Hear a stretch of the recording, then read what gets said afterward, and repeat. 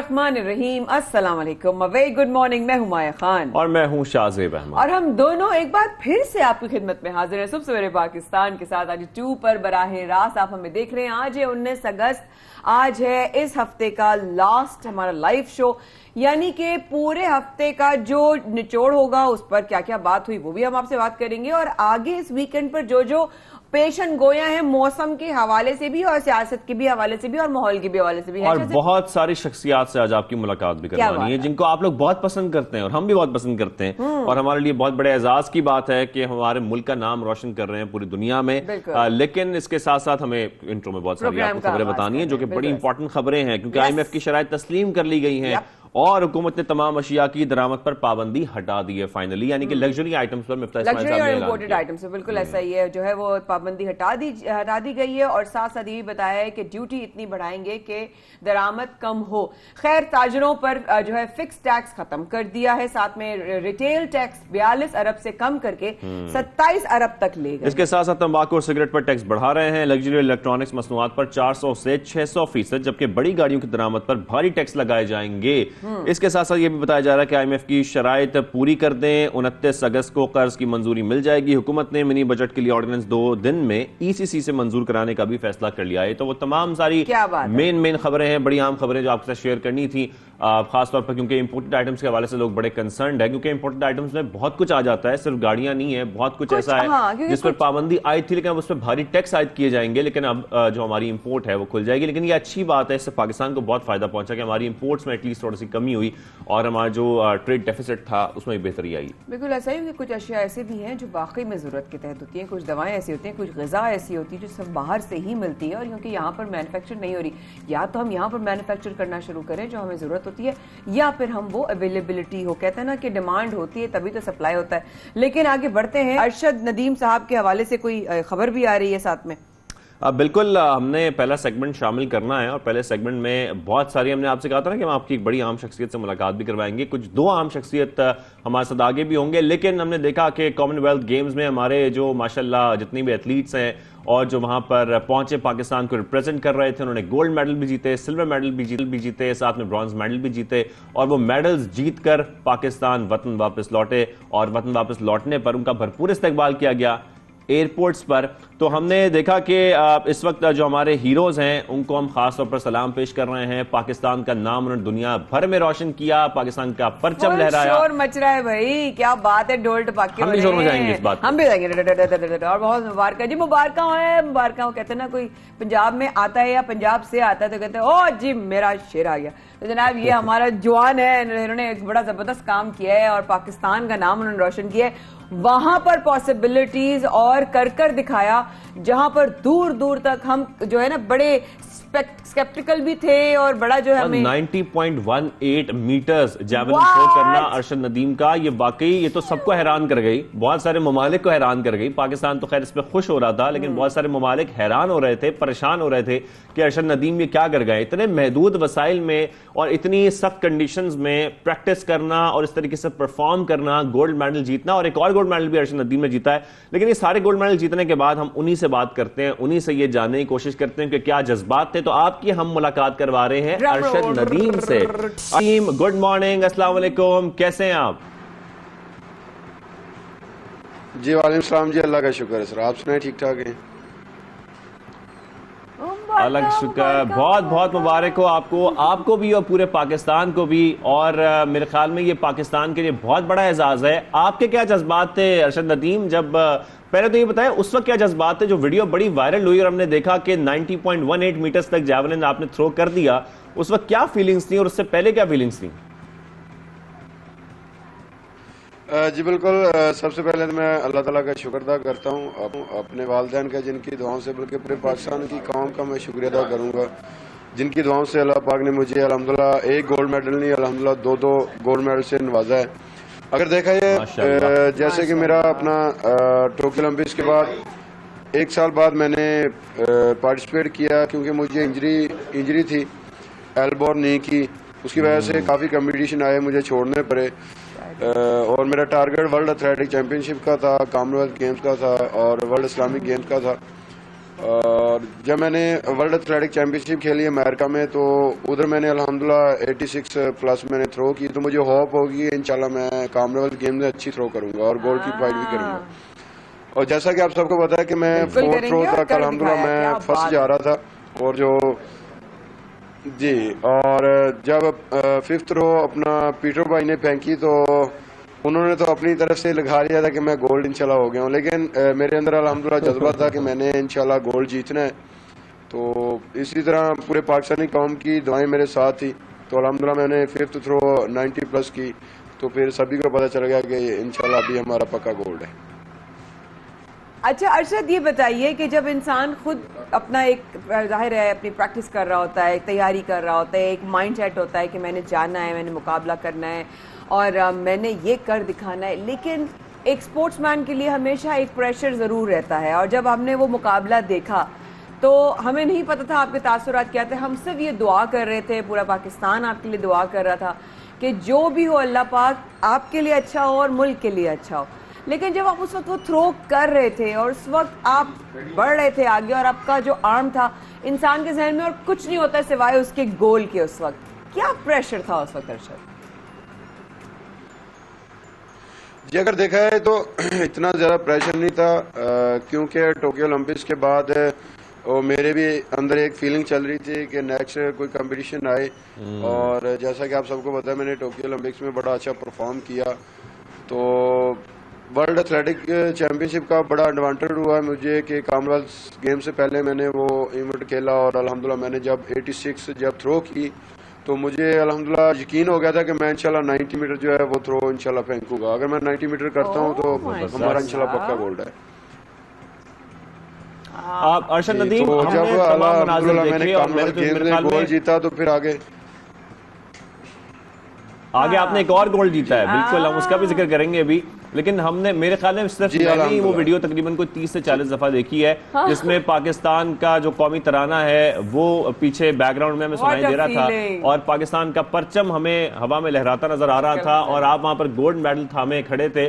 اس وقت آپ کے کیا جذبات تھے جب خاص طور پر قومی ترانہ وہاں پر جو ہے وہ پلے کیا جا رہا تھا اور آپ کھڑے تھے اپنا گولڈ میڈل تھامے؟ جی بالکل، اگر دیکھا جائے تو جیسے الحمدللہ پاکستان کا ترانہ بجایا جا رہا تھا تو ایک الگ سی فیلنگ تھی، اور جیسے کہ انسان وہ کہتے ہیں کہ اللہ کے گھر میں حج کرنے جاتا ہے تو اس طرح کی فیلنگ تھی کہ الحمدللہ اندر سے میں کیا بتا سکتا ہوں کہ اس کے بارے میں خود بھی لفظ نہیں بیان کر سکتا. الحمدللہ اتنی بالکل رونگٹے کھڑے ہو جاتے ہیں انسان کے، خوش ہو رہا تھا کہ میں نے بھی کوئی پاک تھے. جی بالکل بالکل ایسے تھے. بالکل ایسا ہی ہے، کیونکہ جو وہ لمحات ہوتے ہیں، جو وہ احساسات ہوتے ہیں، ایک تو یہ ہے کہ واقعی میں اللہ کا اتنا شکر ہے کہ اس نے ایک تو اپنے بندے کو جو ہے وہ اپنا نام لینے والا بنایا. یہ بھی اللہ تعالیٰ چنتا ہے کہ آپ اللہ کا اور پھر ایسے وقت میں جب پاکستان میں ہم اکثر باتیں کرتے ہیں ہمیں یہ پریشانی وہ پریشانی، میرے خیال میں ارشد ندیم کی کامیابی نے ہمیں تمام پریشانیاں بھلا دیں اور ہم صرف ایک کامیابی پاکستان کی دیکھ رہے تھے کہ پاکستان نے کس طریقے سے گولڈ میڈل جیتا. ہاں لیکن اب مجھے ایک سوال کرنا ہے ارشد آپ سے کہ دیکھیں ہم جس طرح پاکستان کی بات کی شاہزیب نے کہ ہم آئے دن کوئی نہ کوئی چیلنج ہمیں فیس کرنا پڑ رہا ہے. آپ کو بھی چیلنج جو ہے وہ بہت فیس کرنا پڑا. اکثر جو ہے ہمارے اسپورٹس مین جاتے ہیں ان کو جو ہے حکومت کی طرف سے کوئی بھی کچھ گنے چنے چیزیں ہیں جس میں ان کو سپورٹ حاصل ہوتی ہے، اس طرح نہیں ہوتی. کیا آپ کے کیس میں ایسا تھا ارشد یا آپ کے پاس ماشاءاللہ حکومت کی سپورٹ تھی؟ جی بالکل، اگر دیکھا جائے تو اس میں ایتھلیٹک فیڈریشن ہے، جنرل کمسائی صاحب ہیں، جنرل سیکرٹری ظفر صاحب ہیں، اور جنہوں نے مجھے رات دن محنت کروائی ہے وہ سلمان بٹ صاحب ہیں. الحمدللہ بڑا انہوں نے ورک کیا میرے پہ، اور پاکستان سپورٹس بورڈ کا میں شکریہ ادا کروں گا، اور پنجاب سپورٹس بورڈ کا بھی شکریہ ادا کروں گا، اور اپنی وابڈا کا بھی شکریہ ادا کروں گا جنہوں نے الحمدللہ مجھے ہی نہیں جاب دی بلکہ پورے پاکستان کے جتنے بھی ہمارے ہیروز ہیں ان کو انہوں نے جاب دی، اچھے گریڈ دیے ہوئے ہیں. اگر گورنمنٹ کی طرف سے دیکھا جائے تو انہوں نے فیسلٹیز تو دی اتنی زیادہ نہیں جیسے کہ ہمارے انٹرنیشنل سطح پہ فیسلٹیز ہوتی ہیں. میں چاہتا ہوں کہ اس طرح کی فیسلٹیز ہمیں دی جائے تاکہ آگے ہمارے جو پیچھے گزر گئے ہیں وہ تو گزر گئے، آنے والے جتنے بھی کمپٹیشن ہیں ان کے لیے ہم بھرپور تیاری کر سکیں اور اسی طرح الحمدللہ اپنے پاکستان بالکل ایسا ہے. اچھا ارشد، ہم نے بہت ساری باتیں سنی ہیں، ان میں کتنی صداقت ہے میں یہ آپ سے جاننا چاہ رہا ہوں. ایک بات تو یہ ہے کہ ہم نے سنا کہ آپ بغیر کوچ کے وہاں پر گئے تھے، کیا یہ بات سچ ہے؟ دوسری بات مجھے یہ بتائیے گا کہ خاص طور پر آپ نے جب یہ میڈل جیت لیا، وطن واپس پہنچے، تو اس کے بعد آپ کو کیا رسپانس ملا اور اس کے بعد آپ کے کیا مستقبل کے پلانز ہیں؟ کیونکہ آپ نے پہلے بھی ذکر کیا تھا کہ آپ اور بہت سارے بچوں کو، بہت سارے نوجوانوں کو جیولن تھرو کی پریکٹس کرا رہے ہیں، ان کو سکھا رہے ہیں، شاید آپ کے اپنے بھائی بھی سیکھ رہے ہیں۔ جی بالکل، اگر دیکھا جائے تو بالکل کامن ویلتھ گیم میں اور ورلڈ اسلامک گیم میں کوچ میرے ساتھ نہیں بھیجا گیا، تو بس وہ کہتے ہیں کہ جو قسمت میں ہوتا ہے وہی چلتا ہے، ساتھ ساتھ کوچ نہ جانے کی لیکن بغیر کوچ کے گولڈ میڈل لے آیا آپ، کمال کر دیا نا ارشد، سیریسلی۔ جی جی، تو لیکن وہ کہتے ہیں کہ جب کوئی ساتھ نہیں جاتا تو پھر ذمہ داریاں بڑھ جاتی ہیں، تو پھر میں نے وہ ساری ذمہ داریاں اپنے آپ پہ لی، کیونکہ ساتھ انجری بھی تھی، اس کو بھی مینیج کیا، سب کو مینیج کیا۔ اور میں ڈاکٹر کا بھی شکریہ ادا کروں گا، پاکستان سے ہمارے ڈاکٹر اسد بادشاہ صاحب ہیں اور یو کے سے ڈاکٹر علی باجوہ صاحب ہیں، انہوں نے الحمدللہ بڑی ٹریٹمنٹ کی تھی۔ تو میں اللہ تعالیٰ کا شکر ادا کرتا ہوں، جتنا کروں اتنا ہی کم ہے۔ اور جیسے میں واپس پاکستان پہنچا ہوں تو الحمدللہ بڑے ایک چھوٹا سا سوال کا جواب دیتے جائے گا تاکہ پھر ہم اگلے پروگرام میں آپ بھی آگے جائیں اور ہم بھی آگے بڑھتے ہیں۔ آپ کے بھائی آپ کو بچپن میں کس طرح ٹرین کرتے تھے؟ کیسے آپ کا دل تھا، نہیں تھا، یا آپ کو کرنا تھا کہ نہیں میں نے یہی سیکھنا ہے، انٹرسٹ تھا؟ وہ اس کے بارے میں ذرا مختصراً بتائیے گا۔ جی بالکل، میں بیسیکلی کرکٹر تھا، الحمدللہ میں نے آل پنجاب کرکٹ کھیلی ہے، تو اکثر ہماری گاؤں کی ٹیم ہوتی تھی تو اس میں بھی میری زیادہ ایفرٹ ہوتی تھی تو ہم میچ جیت جاتے تھے، تو جب میری ایفرٹ نہیں اتنی زیادہ ہوتی تھی تو ہم اکثر میچ ہار بھی جاتے تھے۔ تو اسی طرح بڑے بھائی تھے، وہ بھی ایتھلیٹک کی گیم کرتے تھے، شاہ ندیم اور شاہد عظیم بھائی ہیں، میرے سے دونوں بڑے ہیں۔ انہوں نے کہا کہ یار آپ کی ماشاءاللہ اتنی محنت ہے، کرکٹ میں کرتے ہو تو میچ ہم جیت جاتے ہیں، جب آپ کی پرفارمنس نہیں ہوتی تو ہم میچ ہار بھی جاتے ہیں، تو آپ ایتھلیٹکس میں آ جائیں تو الحمدللہ آپ آگے بڑھ سکتے ہیں۔ تو انہوں نے مجھے موٹیویٹ کیا، اور اس کے بعد پھر میرے جو بیسک استاد ہیں رشید احمد ساقی صاحب، انہوں نے الحمدللہ میرے پہ بڑا ورک کیا، میں نے الحمدللہ آل پنجاب ہے وہ میں نے ون کیا۔ اس کے بعد میں پھر وابڈا جوائن کی 2015 میں، تو مجھے فیاض حسین بخاری صاحب ملے، انہوں نے الحمدللہ بڑا ورک کیا، اور انہوں نے 2015 سے لے کر ٹوکیو اولمپکس تک کا سفر انہوں نے طے کیا۔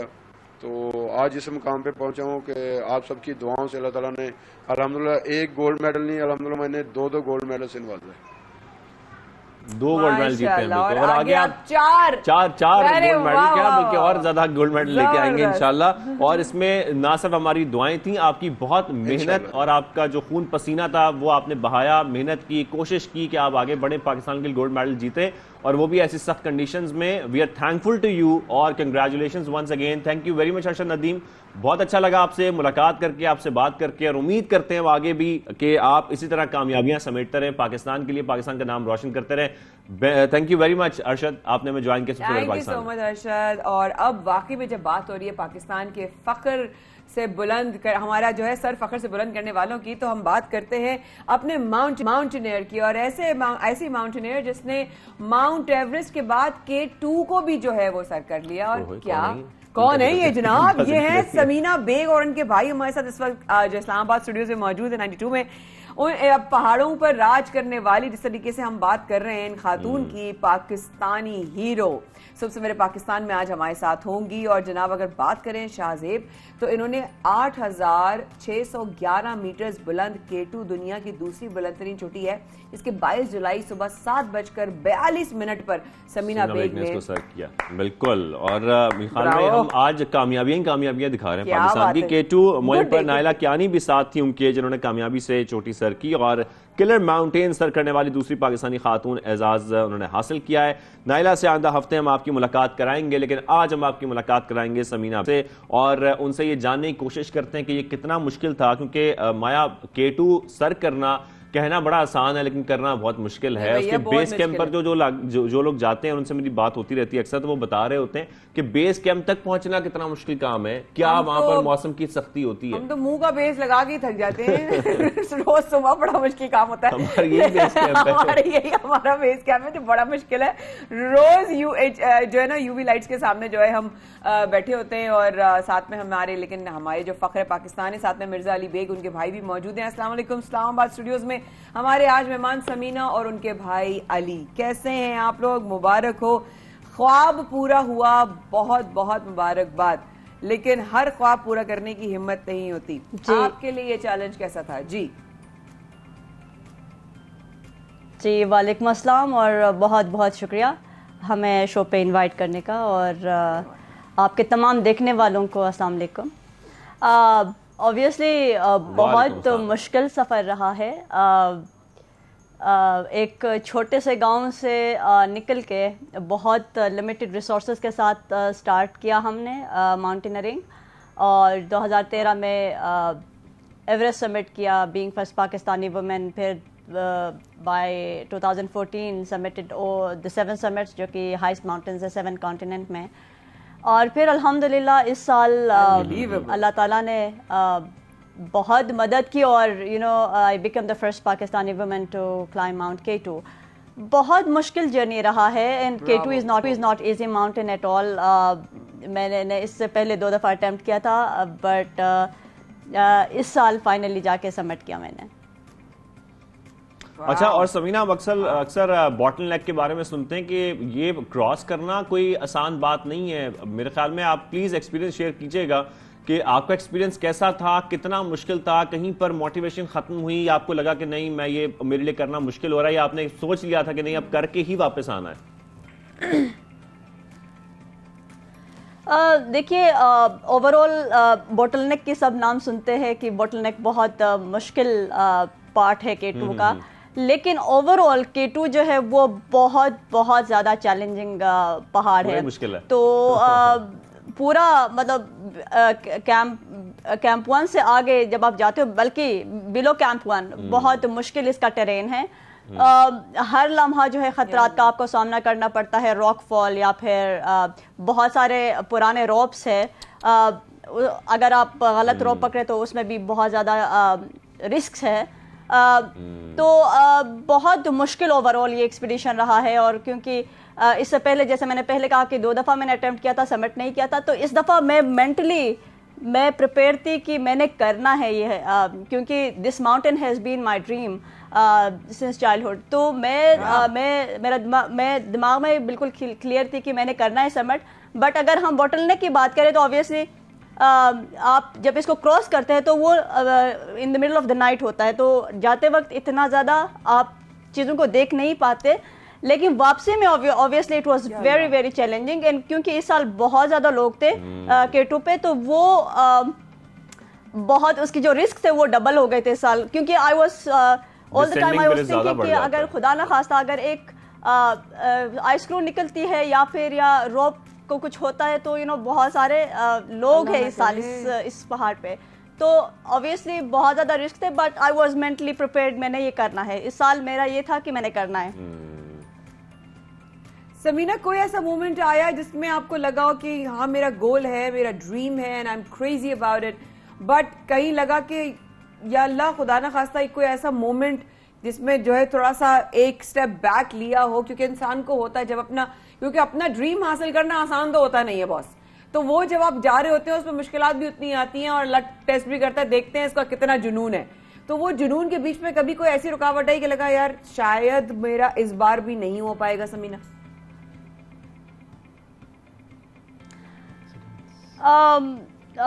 دیکھیے obviously جب آپ پہاڑ پہ جاتے ہو تو بہت سارے اسپیکٹس ہوتے ہیں. اگین موسم خراب ہوتی ہے جب آپ مختلف کیمپس پہ پہنچتے ہیں, آپ کا ٹائم ہوتا ہے کہ اس ٹائم پہ میں نے پہنچنا ہے, لیکن موسم خراب ہوتی ہے. اور آئی ریممبر کہ جب ہم کیمپ 3 پہنچے تو موسم خراب ہو گیا اور ہمیں ایکسٹرا دن رکنا پڑا کیمپ 3 پہ, جو کہ بہت زیادہ چیلنجنگ ہوتا ہے. اس آلٹیٹیوڈ پہ 7000 میٹر پہ آپ جو ہے ایکسٹرا دن آپ کو گزارنا پڑتا ہے, تو that was very very challenging. اور کیونکہ بار بار یہ ہو رہا تھا کہ انرجی لاس ہوگا, پتہ نہیں آگے کیا کریں گے. اور پھر جو ایکسیڈنٹس ہوئے K2 پہ, تو یہ جو فیکٹرز ہے کبھی کبھار ہوتا ہے کہ شاید ہوگا یا نہیں, پھر obviously ڈپینڈ کرتا ہے ٹوٹلی ویدر پہ. تو these were like few moments جہاں پہ مجھے لگا کہ شاید اپنی موٹیویشن پہ کہ آپ نے جب سوچ لیا کہ آپ نے سر کرنا ہے, بالکل کنڈیشنز تو سخت وہاں پر ہیں. اچھا, ان کے ساتھ مرزا علی بیگ جو ان کے بھائی ہیں وہ بھی ہمارے ساتھ موجود ہیں. مرزا علی بیگ, آپ کو بھی خوش آمدید کہیں گے, اور ذرا مجھے بتائیے گا آپ بھی ان کے ساتھ موجود تھے اس مہم پر؟ سب سے پہلے سب کو آپ کے ناظرین کا السلام علیکم اور شکریہ انوائٹ کرنے کا. ڈیفینیٹلی شروع ہی دن سے میں اور میری جو بہن ہے وہ ساتھ میں کلائمبنگ کرتے ہیں. 2010 سے ہم نے انیشیٹ کیا تھا, ہم دونوں ساتھ کلائمب کرتے ہیں. ماؤنٹ ایوریسٹ سے لے کے جو سمینا نے کہا کہ 7 کانٹیننٹس کے ہائیسٹ ماؤنٹینز ہیں, ہم نے وہ کلائمب کیے ہیں. اور میں پرسنلی یہ پورا ایکسپیڈیشن کو مانیٹر کر رہا تھا K2 کا. تو میرے لیے یہ بہت ہی امپورٹنٹ پروجیکٹ تھا کیونکہ پچھلے 12 سالوں سے ہم ساتھ کلائمب کرتے رہے ہیں. شروع کے جو تھا ہمارے جنڈر ایکوالٹی, وومن امپاورمنٹ کے لیے, اور اس دفعہ کیونکہ یہ ایک پرسنل ڈریم تھا سمینا کا, 2015 میں اٹیمپٹ کیا, وہ انجریز کی وجہ سے نہیں ہو سکے. 2021 میں پھر کچھ ایسے سچویشن بنے کہ وہ سمٹ کا جو تھا وہ نہیں کر سکے. پھر اس سال یہ بہت ہی کرٹیکل تھا ہمارے لیے, ارسپیکٹو کی سچویشن کیسا تھا. فرض کریں کہ ہمارے کزن جو ہے براڈ پیک میں دریا میں چلا گیا, ان کی ڈیڈ باڈی نہیں مل سکے. اسی طریقے سے ہمارے ایک دوسرا ممبر جو ہے وہ پارٹ پہ جو ہے اس کو ٹربل میں انفارچونیٹلی وہ اس کی بھی زندگی جو ہے وہ ہی لاس ہز لائف. تو سارے سچویشن میں یہ تھا کہ چیلنجز تو زندگی کے ہر حصے میں آتا ہے, چاہے وہ قوموں کی زندگی میں ہو, چاہے وہ ایک فیملی کی ہو یا ایک انڈیویجول کی زندگی میں ہو, لیکن ہر شعبے میں چیلنجز ہوتے ہیں. تو اتنی رسکی کنڈیشنز میں خود پورا اس علی کو بیگ آپ بھی نے کر رہا اپنی تھا. بہن کو, سمینا بیگ کو کہیں یہ تو نہیں کہا کہ K2 بڑا مشکل ہے, بہت چیلنجنگ ہے, بہت رسک ہے, تو تم نہ جاؤ, یا آپ نے یہ کہا کہ نہیں تمہیں کرنا ہے, لازمی کرنا ہے؟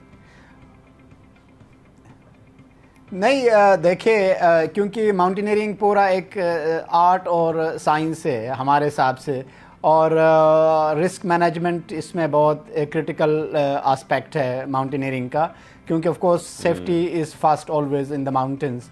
اس سے پہلے 2015 کی اگر میں نے بات کی تو وہ بھی یہی تھا. 2021 میں she was very well and she was very fit and strong to go for the سمٹ.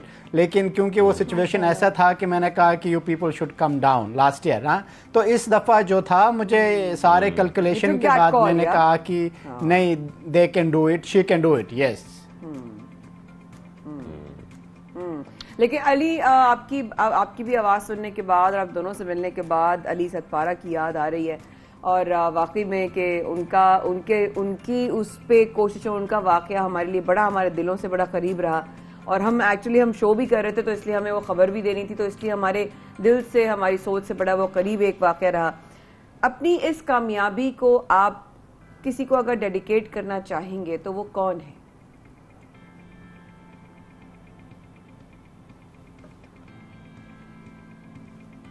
آپ مجھ سے سوال کر رہی ہیں یا سمینا سے کر رہے ہیں؟ میں دونوں سے سوال کر رہی ہوں. دیکھیے, میں اگر پرسنلی دیکھوں یہ سارا سینیریو کو, کیونکہ جیسے آپ نے علی کی بات یہاں کی, اس میں کوئی شک نہیں ہے کہ علی ماشاءاللہ پاکستان کے لیے وہ اس نے اتنا کام کیا, ماؤنٹینئرنگ کے لیے اس نے بہت ہی نام کمایا پاکستان کے لیے. تو اس کے بہت ہی کنٹریبیوشن ہے اس ملک کے ماؤنٹینئرنگ میں, اور اس کے ساتھ اس کے جو بھی ساتھی تھے ان کی یقیناً ہاتھ سے بہت مشکل ہے. میں پرسنلی اگر یہ ڈیڈیکیٹ کروں گا ماؤنٹینئرنگ کو, نو ڈاؤٹ اس میں ہر آدمی کی اپنی وہ ہوتا ہے, تو میرے خیال میں اپنی فیملی کو, اپنے ماں باپ کو میں ڈیڈیکیٹ کروں گا یہ سمٹ, کیونکہ ماں باپ نے جس انداز سے ہماری ہمیں پالا پوسا, پھر جو ہمارے سراؤنڈنگ کے لوگ تھے, تو ماں باپ کو میں پہاڑ بھیجنا تھا, لیکن جب چلے گئے پہاڑ پہ تو ماں باپ بھی خوش ہوئے ہوں گے, اور ماں باپ زیادہ خوش ہوں گے, ساتھ خرید کے واپس آ گئے.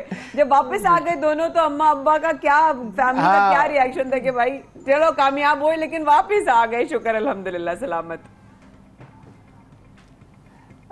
وہ بس انفارچونیٹلی ہمارے ماں باپ دونوں, امی ابو کا انتقال ہو گیا تھا 2016 میں, تو اب وہ حیات نہیں ہے. لیکن جب شروع کے دنوں میں جاتے تھے تو وہ لوگ بہت پریشان ہوتے تھے, وہ مجھے کہتے تھے کہ آپ خود جا رہے ہیں لیکن اب ہماری بیٹی کو بھی لے کے, مطلب ان کا ایک وہ نہیں ہوتا ماں باپ کا, فیملی کا ایک کیئر والا کہ رسک میں مت لے جاؤ.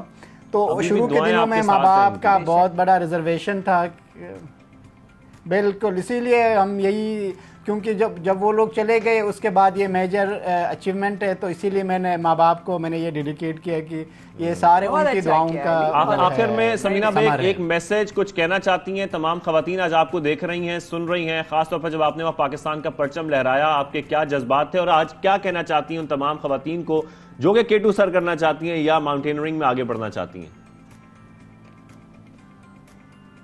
जी, सबसे पहले तो ये कि एहसासात ऑब्वियसली बहुत ज़्यादा खुशी था। आई वॉज़ वेरी हैप्पी कि अपने मुल्क के जो झंडा है वो मैं सेकंड हाईएस्ट माउंटेन K2 उस पर लहराया मैंने। और क्या बात। ख़वातीन के लिए मेरा मैसेज ये है कि ज़िंदगी में बहुत सारे मुश्किलात का सामना करना पड़ता है, बहुत सारे चैलेंजेस का सामना करना पड़ता है, कोई भी काम आसान नहीं है। ज़िंदगी के हर दिन जो है एक स्ट्रगल होती है, लेकिन उसमें गिव अप नहीं करना है, उसमें हार नहीं मानना, उसमें हमेशा कमिटेड रहना है और अपने आप पे यकीन रखना चाहिए और मेहनत करनी चाहिए। और कोई भी जो गोल है वो आप अचीव कर सकते हैं व्हेन यू आर कमिटेड। तो बिल्कुल। कभी गिव अप नहीं करना। और जो लोग माउंटेनियरिंग में आना चाहते हैं, जो लोग पता नहीं और किस का दिन के एक दफा कर ले इंसान इरादा ना, तो फिर उस पर डाउट ना करे। एज लॉन्ग एज आप डट जाए, आपकी नीयत साफ होनी चाहिए, आपका मकसद नेक होना चाहिए, आप अपने लिए कुछ करें और आपकी उस अच्छा करने में अपने लिए किसी का बुरा ना हो रहा हो। बहुत बहुत मुबारक हो समीना और अली, आप लोगों ने जो काम किया है, और हम दोनों की तरफ से आपके लिए और आपके माँ बाप की आसानी, दर्जात बुलंदी के लिए ढेरों दुआएं। अल्लाह पाक उन लोगों के लिए आसानियां फरमाए, हर मरहले में आलम बरज़क उनके लिए आसान हो, आने वाले मराहिल भी आसान हो। Thank you so much programme में आने के लिए, और ऐसे ही जिंदगी सेहत के साथ कामयाबियां हासिल करते रहिए। शाज़ेब और माया को छोटे से वक्फे की दीजिएगा इजाजत। Will be right back.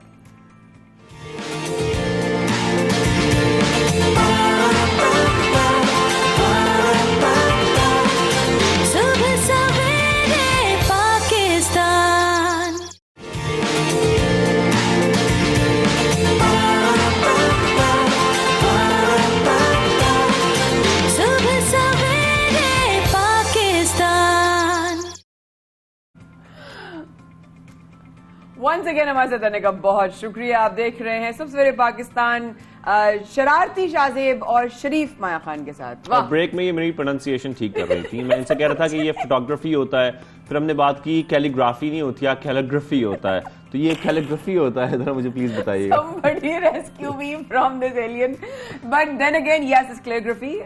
Calligraphy पहले इसकी प्रोनाउंसिएशन थी। वक्त के हालात के साथ हमें सीखना चाहिए, लेकिन ये मुझे बहुत तंग करता है। नहीं, अच्छी बात है, देखिए मुझे इन बड़ों से सीखने को मिल रहा है कि आपने इसको कैलीग्राफी और मुझे बहुत बड़ों से सीखने को मिल रहा है। एक्चुअली बहुत सीखा है जो शाज़ेब की वजह से। मैं बहुत न्यूज का शो पहले बिल्कुल एक नया कंटेंट था, लेकिन देन अगेन ये एक इतना न्यू कंटेंट नहीं है। कैलीग्राफी एक बहुत पुरानी प्रैक्टिस है, पुराने वक्तों से, कदीम जमाने से ये फन चलता आ रहा है, लेकिन आज इसलिए इसकी इज्जत बहुत है बिकॉज, और इसकी वैल्यू बहुत है, और इसको बहुत गौर से इसको फॉलो भी किया जाता है, और इसके चाहने वाले भी बहुत है। उसकी रीजन बहुत बड़ी है शाज़ेब, और वो ये है कि ये एक बहुत कॉमन एक ऐसा मीडियम नहीं रहा जो हर घर में या हर इंसान कर सकता हो। इसके लिए आपको प्रॉपर आर्टिस्ट ही अब है जो गिने चुने दुनिया में रह गए हैं, और उनमें से पाकिस्तान का भी नाम जो है माशाल्लाह नजर आ रहा है। और अब हमें बड़े खूबसूरत, जाहिर बात है जब अपने फन का मुजाहरा किया जाता है, मुख्तलिफ जो खताती हम देखते थे माजी में, लेकिन अब उसमें बड़ी जिद्दत आ रही है और बड़े मुख्तलिफ डिजाइन भी हमें इसमें नजर आते हैं। तो जिस तरीके से की जा रही है, खासतौर पर हम जो जिक्र कर रहे हैं वो इसी फन से मोहब्बत करने वाली एक पाकिस्तानी है, टैलेंटेड है, कैलीग्राफी आर्टिस्ट हैं, आयशा कमाल, जो आज हमारी खास मेहमान भी हैं। यौम आज़ादी पर आयशा के तैयार करदा फन पारे बेलारूस में नुमाइश के लिए पेश किए गए, जिसमें खास तौर पर यह एजाज से कम तो खैर किसी के लिए भी नहीं है, और उन्होंने सूरह रहमान की खताती करके करोड़ों दिलों को भी जीत लिया माशाल्लाह। सुभान अल्लाह, फबैल रब्बिकुम अतकज़्ज़बान। और अगर आज हमें ये कहें आपको कि वो हमारे लाहौर स्टूडियोज में मौजूद हैं, तो क्या जबरदस्त बात होगी। आपकी मुलाकात करवाते हैं आयशा से। अस्सलाम वालेकुम आयशा, मुबारकबाद, कंग्रेचुलेशंस इन ऑर्डर, बहुत बहुत मुबारक हो। Obviously Belarus, if I am not wrong, Europe की एक कंट्री है जहां पर आपका जो है ये नुमाइश में रखा गया, आपकी तमाम खताती। कैसा लगा अपना काम देखना, और फिर आपने इतनी मोहब्बत, अकीदत और खुलूस के साथ सूरह रहमान का भी लिखना, कितना बड़ा एजाज है आपके लिए। जी आयशा। वालेकुम अस्सलाम। بہت بڑا اعزاز ہے، میں بہت زیادہ خوش ہوں، تو بہت اچھا لگا ہے، لوگوں نے بہت زیادہ پسند کیا ہے۔ تو سر سجاد حیدر خان انہوں نے یہ ساری ایگزیبیشن کا ارینج کیا تھا، تو ایمبیسی کی طرف سے، تو وہاں پہ لوگوں نے بہت زیادہ پسند کیا، تو بہت اچھا لگا جی، بہت اچھا رسپانس آیا۔ نہیں، بڑی اچھی بات ہے، اور یہ واقعی پاکستان، یہ بھی پاکستان کے لیے ایک کامیابی ہے کہ بیلاروس میں اس طریقے سے ایک پاکستانی جن کی کوریوگرافی جو ہے وہاں پر نمائش کے لیے پیش کی گئی ہے۔ مجھے تھوڑا سا عائشہ بتائیے گا، خطاطی کا شوق آپ کو کب ہوا، کب سے تھا، آپ نے باقاعدہ سیکھی، کسی سے تربیت حاصل کی، یا بچپن سے آپ کر رہی تھی؟ جی مجھے شوق تو بچپن سے ہی تھا، تو کرتے کرتے پھر میں نے اس کو سر عامر کمال صاحب سے باقاعدہ سیکھا، تو اب 10 سال سے میں اس کو پروفیشنلی کر رہی ہوں الحمدللہ۔ رائٹ عائشہ، آپ کے ہم جو ہے وہ عقب میں دیکھ رہے ہیں کہ آپ کے دونوں طرف جو ہے وہ آپ کا کام ہمیں نظر آ رہا ہے۔ اچھا، میں کینوس ذرا اپنے دماغ میں، میرے ذہن میں ذرا چھوٹے کینوس ہے، لیکن ماشاءاللہ یہ تو بڑے لائف جو ہے وہ سائز کینوسز ہیں۔ آپ کی جو بائیں جانب جو لال والی جو پینٹنگ ہے اس پہ آپ نے خطاطی کی ہے، وہ کیا ہے، اس کے بارے میں بتائیے، میڈیم بتائیے، اور پھر اس کے بعد اپنی جو دائیں جانب ہے آپ کی، وہ اس سے بڑی لگ رہی ہے، وہ بلو اینڈ وائٹس پہ جو آپ کا ہے، دونوں کے بارے میں بتائیے، آپ نے کیا لکھا ہے اور کس مومنٹ پہ لکھا تھا، کیا کیفیت تھی، کیونکہ آرٹسٹ کی کیفیت ہمیشہ وہ کینوس پر اترتی ہے۔ سو پلیز ہمیں بتائیے۔ جی یہ ریڈ پینٹنگ یہ میں نے آیت الکرسی لکھی ہے، ٹھیک ہے، اور یہ سورہ یاسین، تو یہ مکس میڈیا ہے کینوس پہ جی، تو بہت ہائی کوالٹی اس میں کلر یوز کیے جاتے ہیں، کیونکہ پھر پینٹنگ کبھی خراب نہیں ہوتی۔ کس مومنٹ پہ لکھا تھا، کب بنائی تھی ہے؟ کب بنائی تھی؟ سورہ یاسین تو میں نے سب سے پہلے حفظ کی تھی نا، تو سورہ یاسین تو میں بہت زیادہ پڑھتی ہوں۔ اچھا، اس تو میں نے بہت جی، اور سورہ رحمان بھی بہت زیادہ لکھی ہے میں نے، لوگ بہت زیادہ پسند کرتے ہیں، چاروں کل، آیت الکرسی۔ جی خطاطی جب آپ پاکستان میں اپنے شہر میں اپنے انسٹیٹیوٹ میں کر رہے ہوتے ہیں اس کی بات اور ہوتی ہے، لیکن جب آپ کو ایک ہم کہتے ہیں نا کہ جب دیگر ممالک جانا پڑتا ہے اور وہاں پر دنیا بھر سے لوگ آئے ہوتے ہیں، دیگر ممالک سے بھی آئے ہوتے ہیں، اور ان سب کے سامنے کام پیش کرنا ہوتا ہے، تھوڑا سا نروس ہو جاتا ہے انسان، تھوڑا سا پریشر ہوتا ہے۔ آپ کی کیا فیلنگس تھی جب آپ بیلاروس جا رہی تھی اور وہاں پر آپ کی خطاطی پیش کرنی تھی، تو آپ کے کیا جذبات تھے، کیا فیلنگس تھیں، کیا ایموشنز تھے؟ خوشی تھی، تھوڑی ٹینشن تھی، یا آپ نے کہا کہ نہیں یہی تو مومنٹ ہے میری لائف کی؟ جی خوشی بہت زیادہ تھی، لیکن نروس بھی بہت زیادہ تھی، اور آپ یقین کریں وہاں پہ جا کے پاکستان سے بھی زیادہ میں نے کانفیڈنس سے سب کچھ کیا، تو وہاں پہ لوگوں نے بہت زیادہ پسند کیا، وہ ایسے فیل کرا رہے تھے نا کہ جیسے کوئی آرٹسٹ جو ہیں وہ تو آسمان سے اتر کے آئے نا، بہت اچھا انہوں نے ٹریٹ کیا، بہت زیادہ۔ دیکھیں یہی اپریسیشن ہر ایک کی ضرورت ہے، اور ہر ایک کو اپریشیٹ کرنا مایا بہت امپورٹنٹ ہے۔ عائشہ، جس طرح شاہزیب نے سوال کیا اسی سے ریلیٹڈ میں ایک سوال کروں گی کہ جب آپ وہاں گئیں، آپ نے اس ایگزیبیشن میں دیکھا کہ اور بھی ممالک کے لوگ تھے، کیا لگتا ہے، کیونکہ پاکستان میں کیلیگرافی کرنے والے بہت اچھے اچھے آرٹسٹ ہیں، میں ایک چینل میں تھی پہلے، اس میں جیسے صاحب کا چینل ہے شاہزیب کا، وہاں پر باقاعدہ ایک حضرت بیٹھتے تھے جن کا کام ہی کیلیگرافی کرنا ہوتا تھا، اور ان سے میں اکثر جا کے شوق کیا جا کے مایا لکھوایا کرتی تھی، اتنا خوبصورت لگتا تھا لکھوانا بھی، خالی اپنا نام بھی، تو واقعی میں یہ بہت ہی خوبصورت آرٹ ہے۔ تو جو آرٹسٹ پاکستان میں اس وقت ہیں اور ان کو وہ ایکسپوجر نہیں ہے، آپ کو کیا لگتا ہے اس طرح انٹرنیشنلی ان آرٹسٹ کو ایکسپوجر مل سکتا ہے عائشہ؟ بالکل ہونا چاہیے، اور دیکھیں میں اتنی دیر سے کام کر رہی تھی، میری ایگزیبیشن پہلے بھی ہو رہی تھی، لیکن میں خود نہیں وہاں پہ جا رہی تھی نا، تو لوگوں کو اتنا پھر وہ ویلیو نہیں کرتے، لیکن جب میں نے وہاں پہ اب گئی ہوں تو اس کے بعد تو اب جی بس عائشہ ہو رہی ہے، تو بہت اچھا لگ رہا ہے، تو ہونا چاہیے۔ عائشہ ہو رہی ہے بھائی، یہاں بھی عائشہ ہو رہی ہے، عائشہ بالکل ہونی چاہیے عائشہ، اور اسی وجہ سے ہونی چاہیے کہ آپ ماشاءاللہ بہت اچھا کام کریے۔ تھوڑا سا مجھے یہ بتائے گا، خطاطی سب کرتے ہیں اور اکثر ہم آرٹسٹ کو دیکھ رہے ہوتے ہیں، اور آپ بھی بہت عرصے سے کر رہی ہیں یقینی طور پر، لیکن جب سورہ رحمان آپ نے لکھی تو خاص طور پر ایک عقیدہ جڑ جاتا ہے، ایک محبت بھی ہے، اس کا اظہار بھی ہے، تو آپ کی کیا فیلنگس تھی جب آپ خاص طور پر یہ تیار کر رہی تھیں؟ جی بے شک، یہ تو دیکھیں یہ تو روحانی طور پہ بھی کنیکشن ہوتا ہے کیلیگرافی کرنے والوں کا، قرآن پاک لکھتے ہیں تو سوچتے بھی رہتے ہیں نا دماغ میں، اکثر اگر میں بیٹھی ہوئی ہوں اچانک سے لکھنا شروع کر دیتی ہوں ایسے ہی انگلیوں کے ساتھ ہوا میں ہی. تو اس طرح ہوتا ہے آرٹسٹ کا روحانی طور پہ بھی ہوتا ہے کنیکشن. تو یہ میں نے گورنمنٹ کا پروجیکٹ کیا تو بہت بڑی پینٹنگز تھی کہ یہ گھر کے اندر بھی نہیں آ سکتی تھی, 9x16 فیٹ کی تھی. تو یہ ٹیرس پہ بیٹھ کے میں نے کام کیا دھوپ میں. 9x16 فیٹ کی ہیں جی, تین پینٹنگز ہیں جی. اچھا, یہ 3 پینٹنگز ہیں اس طریقے سے آپ نے تیار کی. اچھا, میں عائشہ پوچھنا چاہ رہی تھی آپ سے 2-3 اور چیزیں, اور وہ یہ تھا آپ نے کہا کہ مکس میڈیم ہے. جی, مکس میڈیم مطلب آئل اور واٹر, یا آپ نے, کیونکہ میرے لیے بڑا مشکل ہے being communication designing student my self for 2 years, تو میں نے جب میں پینٹنگ کرتی تھی تو مجھے آزما کا ایشو تھا, اس لیے میں نے آئل میڈیم چھوڑ دیا. تو مکس میڈیم کرنا کون سا آپ نے کیا, اور کیا آپ کے لیے چیلنجنگ نہیں رہا, کیونکہ ماشاءاللہ آپ اتنا زیادہ کام کر رہی ہیں؟ جی اسٹارٹ میں مشکل ہوتی ہے, لیکن اس میں ایکریلک کلر زیادہ یوز ہوتے ہیں. اس کے بعد آئل جو ہے وہ بہت کم یوز ہوتا ہے, اور فیبرک کلر بھی یوز ہوتے ہیں. تو یہ بہت یہ سلیکٹ کرنا ہوتا ہے نا کہ اس کی کوالٹی کتنی اچھی ہے. اور مارکیٹ میں کہاں اویلیبل ہیں, اگر ہے کوئی آپ سے رابطہ کرنا چاہے, جس طرح میرے دل میں بڑا پھوٹ رہا ہے کہ میں آپ سے کہوں کہ مجھے بھی جو ہے وہ آپ سے ہم اپنے گھر پہ لگانا چاہ رہے ہیں, ذرا عائشہ بتائیں ہم کیسے حاصل کریں آپ سے؟ جی بالکل, مجھے بہت زیادہ لوگ کانٹیکٹ کرتے ہیں. الحمدللہ اتنا کام ہے کہ مجھے سمجھ نہیں آ رہی میں کیا کروں. میری نیکسٹ ایگزیبیشن ہے US میں, تو اس کے لیے بھی کام کر رہی ہوں. تو یہ سب بس اللہ کی طرف سے یہ, اور میں ادھر سے کافی کلرز وغیرہ ادھر سے بھی لیتی ہوں. الحمدللہ. عائشہ, پاکستان میں بھی آپ ایگزیبیشنز, مختلف ایگزیبیشنز میں حصہ لیتی رہتی ہیں, کیونکہ ہم میرے خیال میں لاہور میں اگر آپ موجود ہیں تو لاہور میں بہت ساری ایگزیبیشنز ہوتی ہیں, خطاطی کی بھی, پینٹنگز کی بھی. تو اگر لاہور میں جو لوگ موجود ہیں یا پاکستان بھر میں جو بھی لوگ موجود ہیں وہ آپ کا کام دیکھنا چاہتے ہیں, تو مختلف ایگزیبیشنز جو اپ کمنگ ہیں اس کے حوالے سے بھی کائنڈلی کچھ بتائیے گا, تاکہ لوگ آ سکیں. ایٹ لیسٹ آپ کی جو پینٹنگز ہیں, پھر پاکستان کے لیے بہت بڑا اعزاز بھی ہے, جس طریقے سے آپ بیلاروس گئی ہیں تو وہ دیکھنا چاہتے بھی ہیں, تو وہ کہاں وزٹ کر سکتے ہیں, یا آپ کی کوئی اپنی ایسی گیلری ہے جہاں پر آپ فریکوینٹلی وزٹ کرتی رہتی ہیں؟ جی, سب سے پہلے جزاک اللہ.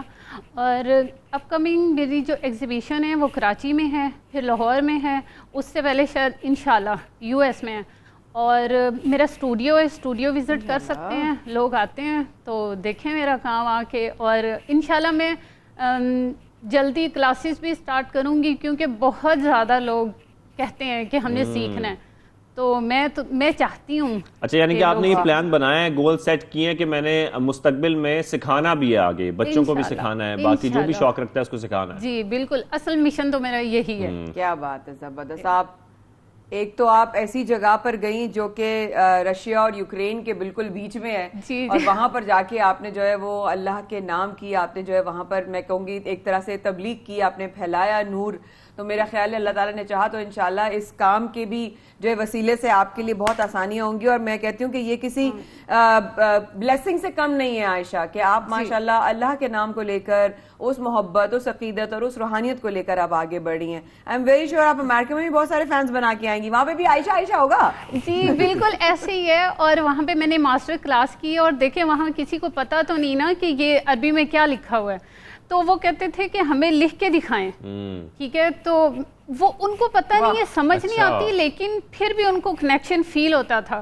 اور پھر وہاں پہ ہم سے پوچھ رہے تھے کہ پاکستان میں تو یہ ہے لڑکیوں کو باہر نہیں جانے دیا جاتا, یہ وہ. میں نے کہا دیکھیں ہم آپ کے سامنے ہیں, تو بہت اچھا امپریشن ان پہ پڑا ہے. کہنا بس یہ گلا بڑھیا نے. جی بالکل ہے, اور کیا بولو, یہ تو بس. اور کیا پتا آپ کے اس کام سے آپ کو دیکھ کر کوئی اس, دیکھیں نا اللہ تعالیٰ راستے بناتا ہے, وسیلے بناتا ہے, اور کوئی آپ کی طرف کھنچ جائے اور دین کی طرف آ جائے تو کیا خوبصورت بات ہوگی, اور آپ وسیلہ بن جائیں گی تو پھر اور آپ کی جو ہے وہ. اچھا, اور جیسے کہ آپ ذکر کر رہی ہیں, انہوں نے آپ سے اس کے معنی تو نہیں پوچھے, آپ نے کچھ اس حوالے سے بھی ان کو گائیڈ کیا یا بتایا کہ آپ نے کیا اس پہ جو ہے خطاطی میں لکھا ہے؟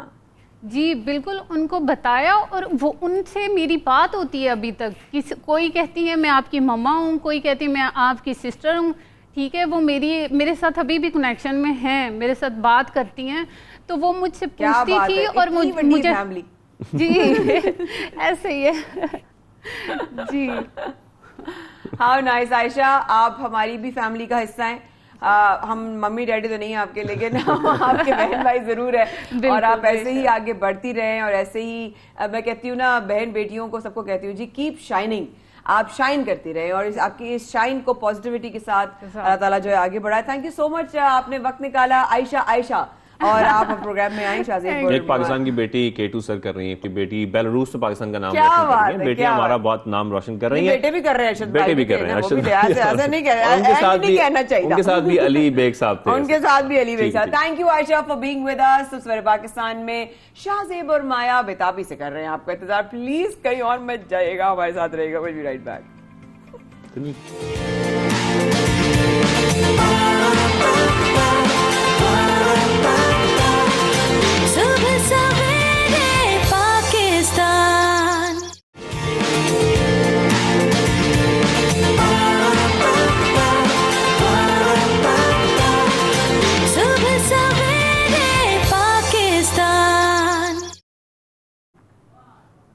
ایک بار پھر شاہزیب اور مائک سے دینے کا بہت شکریہ. وقفے سے پہلے ہم بات کر رہے تھے پاکستان کے فخر کی, اور وقفے کے بعد شاہزیب اور مائک ایکچولی ہم ابھی بریک میں ہی بات کر رہے تھے, تو ہم نے کہا کیوں نہیں اسی پر سیگمنٹ بھی کر لیا جائے کہ بارشیں شاہزیب تھمنے کا نام نہیں لے رہی اور موسم مسلسل. اچھا مجھے پتہ کیا فیل ہو رہا ہے, مجھے لگ رہا ہے اب ہمیں کوئی وٹامن ڈی کی مزید کمی نہ ہو جائے. نام لے رہی ہیں وہ لیکن تھم نہیں رہی. اچھا نام لیتی ضرور ہے لیکن تھمتی نہیں ہے. سندھ بلوچستان خیبر پختونخوا میں صورتحال اب بہت ابتر ہو چکی ہے, اور ہم ذکر بھی کرتے رہے ہیں بلوچستان کا. خاص طور پر ہم مناظر آپ کو دکھاتے بھی رہے ہیں جو کہ واقعی بڑے افسوسناک ہو چکے ہیں, اور ابھی بھی جب کہا جاتا ہے بار بار یہ پیشگوئی کی جاتی ہے کہ ابھی بلوچستان میں بارشوں کا امکان ہے, تو واقعی تھوڑی ٹینشن ہو جاتی ہے کہ کچھ حالات وہاں کس قسم کے ہو چکے ہیں. اگست کے دوران اب تک 350% زائد بارشیں ریکارڈ کی گئی ہیں. کراچی, حیدرآباد, لاڑکانہ, خیرپور میں وقفے سے بارش ابھی بھی جاری ہے, اور پیشگوئی بھی کی گئی ہے کیونکہ آج آئی تھنک کیا ڈیٹ ہے, آج 19 تک تو خاص طور پر کہا گیا تھا کہ کراچی, حیدرآباد میں بارشوں کا بہت امکان ہے. اس کے بعد بھی دیکھیں اگر کوئی اگلا اسپیل آ گیا تو پھر اور مسائل بڑھ جائیں گے. گزشتہ روز بھی کراچی میں مسلسل بارشوں کے باعث ملی ندی سے پانی کا بڑا ریلا کرنگی کراسنگ روڈ پر آ گیا تھا. کاز وے اور کراسنگ مکمل طور پر بند تقریباً ہو گیا تھا. کاٹور پل سے بھی ملی ندی میں گرنے والی جو کار تھی وہ مل گئی ہے, لیکن کار سوار میاں بیوی 4 بچوں اور ڈرائیور کو تلاش نہیں کیا جا سکا ہے اب تک. انتہائی افسوسناک خبر ہے. یہ کراچی میں دیگر علاقوں کو بھی ہم یہ صورتحال مائع دیکھ رہے ہیں, اور ہم نے ذکر بھی کیا تھا کہ کراچی میں آپ ڈیلی ڈرائیو کرتی ہیں, جب آپ ڈرائیو کر رہی ہوتی ہیں مائع کیا مسائل ہوتے ہیں آپ نے نوٹ کیا ہے سڑکوں کو کبھی؟ میں ایکچولی زیادہ اپریشیٹ کرتی ہوں جو سڑکیں نہیں خراب ہوئی ہوتی ہیں, لیکن پھر بھی کہیں نہ کہیں ہاں روڈ کی برا حالت ہے, اور ایسی جگہوں پر ہے. میری ٹیم نے مجھے کل کہا بھی تھا کہ آپ جہاں جہاں آپ کو نظر آیا پلیز ویڈیو بنائیے گا, لیکن کیفیت ایسی ہوتی ہے کہ لوگوں میں پیشنس کی ایک لوگوں کی پیشنس کی بڑی کمی ہو گئی. اگر آپ گاڑی روک کر چیک بھی کرنا چاہیں, اپنا ٹائر بھی چیک کرنا چاہیں, تب بھی آپ کے ہارن کے آپ کے اوپر بھرمار ہو جائے گی آپ کے اوپر.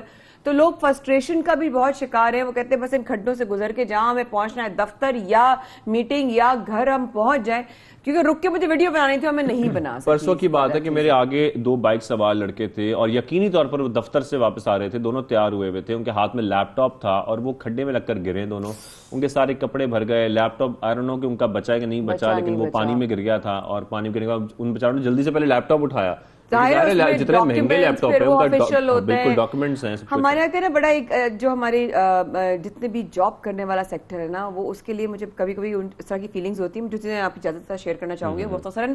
کہ ایک تو یہ کہ ان کو یہ ہوتا ہے کہ میری جان مجھے چوٹ لگ جائے, لیکن جو میری آفس کی پراپرٹی ہے نا اس کو کوئی نقصان نہ پہنچے, اور یہ انتہائی ان کی سنسیئرٹی, ان کی ایمانداری ہے. دوسرا یہ کہ آج میں نے سڑک پر ایک اور چیز نوٹ کی شاہزیب, اور وہ یہ تھی کہ جہاں جہاں سڑکوں پر کھڈے تھے وہاں پر لوگوں نے اپنی مدد آپ کے تحت, جس طرح ٹہنی ہے نا بڑے بڑے چانکس اینڈ ٹرانکس اٹھا کے وہ انہوں نے ڈالے ہوئے راستے میں, تاکہ دوسروں کو نقصان نہ ہو, دوسرے گاڑی چینج کر کے اپنا راؤٹ تھوڑا سا ٹرن کر کے وہ کہیں اور سے نکل جائیں. بٹ یہ لوگوں نے اپنی مدد آپ کے تحت کیا, بالکل کیا, اس لیے کیا تاکہ اگر وہ اس سے نقصان اٹھا چکے ہیں تو باقی لوگوں کو نقصان نہ پہنچے, جیسا کہ ہم ذکر کر رہے ہیں. تو خیر یہ سارے واقعات ہم نے دیکھے, اور یقینی طور پر آپ لوگ بھی ایکسپیرینس کر رہے ہوں گے جب بھی گھروں سے باہر نکلتے ہیں, دفاتر جاتے ہیں یا ٹریول کرتے ہیں کراچی میں کہیں بھی. تو جب میں اپنے گھر واپس جا رہا تھا, ہماری ٹیم بھی ہمارے ہمراہ تھی, تو ہم نے جو ایک سڑک کا حال دیکھی تو میں نے کوشش کی کہ میں تھوڑا سا دکھا دوں, تاکہ ایٹ لیسٹ جو ہم ڈیلی بات کر رہے ہیں وہ ہم دکھا بھی سکیں کہ حالات اس وقت سڑک کے کیا ہیں. تو وہ پلیز دیکھیے, پھر آگے اس پہ مزید گفتگو بھی کریں گے.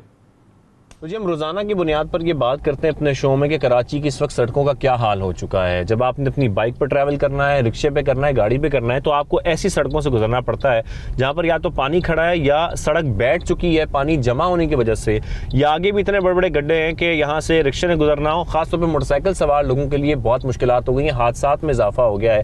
اور اس طریقے کی ہم پورے کراچی میں سڑکیں دیکھ رہے ہیں, لیکن ابھی تک ان سڑکوں کا کسی طریقے سے کوئی ایسا ٹیمپریری کام بھی نہیں کیا جا رہا کہ ان کو ایٹ لیسٹ فل کر دیا جائے کہ جو حادثات ہیں اس میں کوئی کمی آ جائے. اور یہ سڑکیں صرف ان علاقوں کی نہیں ہے جو کہ آپ کہہ لیں کہ کچھ چند ایک علاقے کراچی کے, آپ کسی بھی سڑک پر سفر کر لیں, یہ ہمارا وہ راستہ جہاں سے میں اپنے گھر جاتا ہوں, اور میرے گھر جانے کے راستے میں بھی یہ تمام مجھے کھڈوں سے گزرنا پڑتا ہے. تو آپ اس سے اندازہ لگا سکتے ہیں کہ وہ تمام لوگ جو روزانہ کی بنیاد پر اپنے دفاتر جاتے ہیں, بچوں کو اسکول لے کر جانا ہے, اپنے کام پر جانا ہے, ان کو ایسی سڑک سے گزرنا پڑتا ہے جو کہ حادثات میں بھی اضافہ کر رہا ہے, اور ساتھ ساتھ میں جو آپ کا وقت ہے اس میں بھی اضافہ ہو جاتا ہے جب آپ نے کہیں منزل پر پہنچنا ہوتا ہے. تو یہ وہ علاقے ہیں جس کی وجہ سے لوگ پریشان ہیں, اور ابھی تک ہم دیکھ رہے ہیں کہ مضبوط سسٹم کراچی میں تقریباً 3 سے 4 آ چکے ہیں, جس کے بعد یہ پورا کراچی کا حال ہو چکا ہے. اس کے بعد یہ بات سمجھنا بہت ضروری ہے کہ اس وقت کراچی والوں کے لیے ان تمام مسائل کا حل نکالنا ضروری ہے. جو ایک طرف خیر یہ ہلنا اب بڑا معمول ہو گیا ہر گاڑی میں, اور اس سے نہ صرف لوگوں کی جانی نقصان ہو رہے ہیں, اس کے ساتھ ساتھ لوگوں کا مالی نقصان بھی ہو رہا ہے. لوگوں کی گاڑیاں, لوگوں کی جتنی بھی, چاہے وہ رکشہ ہے, موٹر سائیکل ہے, وہ سب تباہ ہو رہے ہیں. اس کا بیڑا غرق ہو رہا ہے, اور اس کی وجہ کیا ہے؟ صرف یہ سڑکیں ہیں اور یہ پانی ہے جس میں روزانہ کی بنیاد پر لوگوں کو گزرنا پڑتا ہے. اب یہ وہ سچویشن ہے, آپ یہ سمجھ رہے ہیں کہ ہم اینکرز آتے ہیں یا لوگ پہنچتے ہیں دفاتر یا اپنے گھروں پہ اسموتھ راستے ہوتے ہیں, ایسا نہیں ہے. صرف نیوز چینلز نہیں دکھا رہے, ہر عام انسان اس چیلنج کو فیس کر رہا ہے. اگر ہم ایک اور چیلنج کی فیس کریں, ویری انفارچونیٹ ریزن جو ملیر میں ہوا, اور وہ یہ تھا کہ کراچی میں کاٹھور پل سے کار جو ہے وہ ملیر ندی میں گرنے سے پورا خاندان جو ہے وہ خالے کی حقیقی سے جا ملا. اور یہ اس طرح کے جو واقعہ ہوا, اس کے حوالے سے کراچی میں ہمارے جو نمائندہ 92 نیوز ہے شراز احمد, وہ ہمیں بتائیں گے. شراز بھائی, یہ جو فیملی ویری انفارچونیٹ سچویشن, بہت ہی افسوس ہو رہا ہے یہ واقعہ جان کر اور سن کر. کیا ہوا ہے, کیا واقعہ ہے, ذرا پلیز ڈیٹیل شیئر کیجیے گا. اس وقت ہم اس مقام پر موجود ہیں جہاں بدقسمت گاڑی ندی میں آ گری تھی.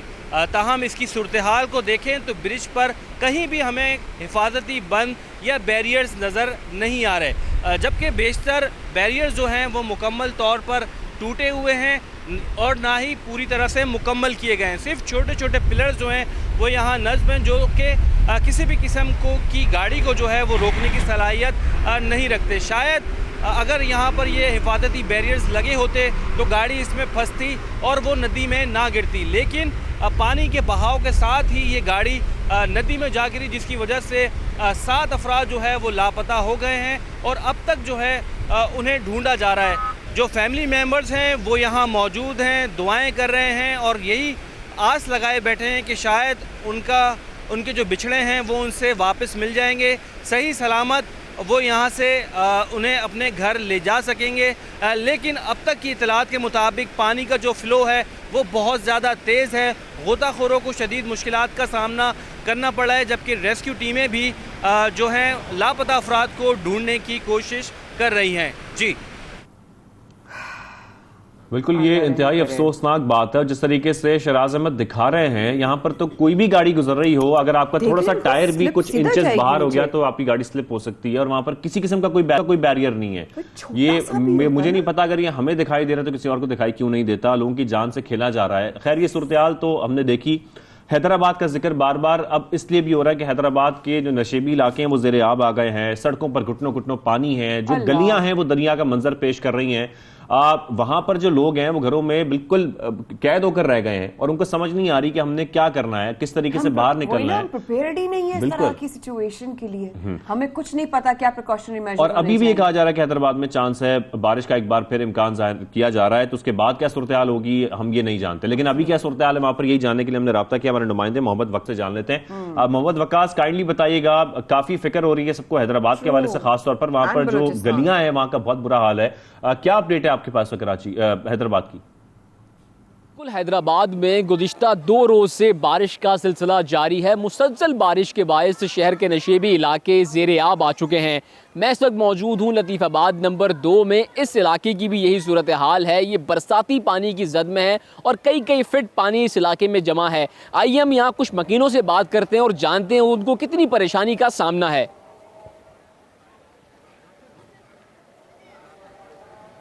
यार मुझे बताएं कि यहाँ कितना पानी खड़ा है और कितनी मुश्किलात हो रही हैं आपको इस पानी की वजह से? इस पानी की वजह से बड़ी मुश्किलात हो रही हैं, और इससे आगे भी आप जाएंगे, जितने आगे जाते जाएंगे उतना पानी ज़्यादा मिलेगा आपको। यहाँ पर पेशन गोई तो बारिश की पहले हो जाती है, लेकिन इंतज़ाम कोई ठीक से नहीं करते।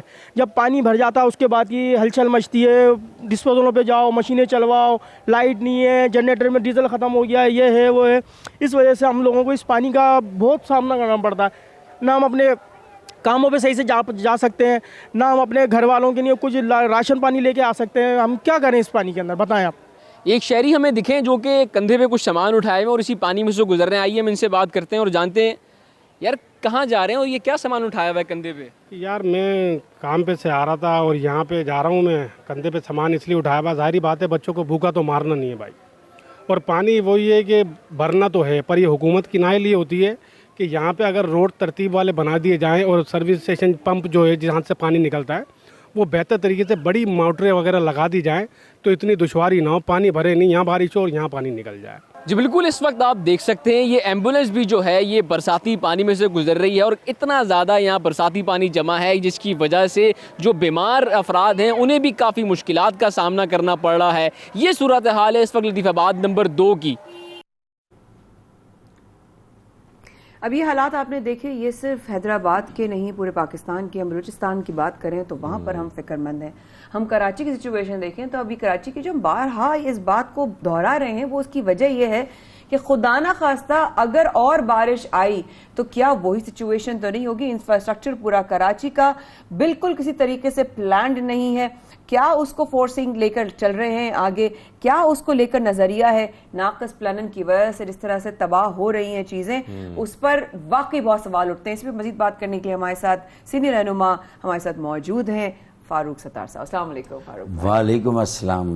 सुबह खैर के साथ कहूंगी, लेकिन जी हाँ, जो सूरत हाल हम सब देख रहे हैं पूरे मुल्क में, खासतौर पे फिर कराची, हैदराबाद और सिंध के और शहरों में भी बहुत ही गैर मामूली बारिशें हैं। मौसमों की तब्दीली तो कई सालों से जो है वो इसके बारे में अंदिया दिया जा रहा था। क्लाइमेट चेंज, इंतहाई मौसम, जब बारिशें नहीं होती थी वहाँ बेतहाशा बारिशें होंगी और जहाँ बारिशें होती थी अब वहाँ बारिशें नहीं होंगी। लेकिन 2005 के जो ज़लज़ला था उसके बाद ये था कि नेशनल डिज़ास्टर मैनेजमेंट अथॉरिटी बनी, फिर एक प्रोविंशियल डिज़ास्टर मैनेजमेंट अथॉरिटी, उसकी एक शाख खुली, लेकिन बल्दियाती इदारों में उसकी पूरी शाख नहीं खुली। तो वो जो मरबूत एक हमांगी होनी चाहिए, कोहेरेंट, सबको मिलकर सारे शहरी इदारों को, ज़िले इदारों, सूबाई इदारों को मिलकर काम करना चाहिए।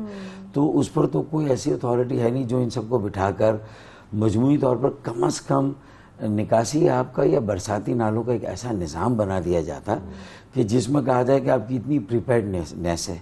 मैं आपको देखें एक मिसाल दूं, मैंने इत्तेफाक से जो M&A शिप में 2 टेन्योर में जो मेरे फंड थे तो कोई 8 से 10 करोड़ रुपए का खारदर ओल्ड सिटी एरिया के साथ TPX पर एक सीवरेज पंपिंग स्टेशन बनाया, उसकी लाइनें भी बिछा दी।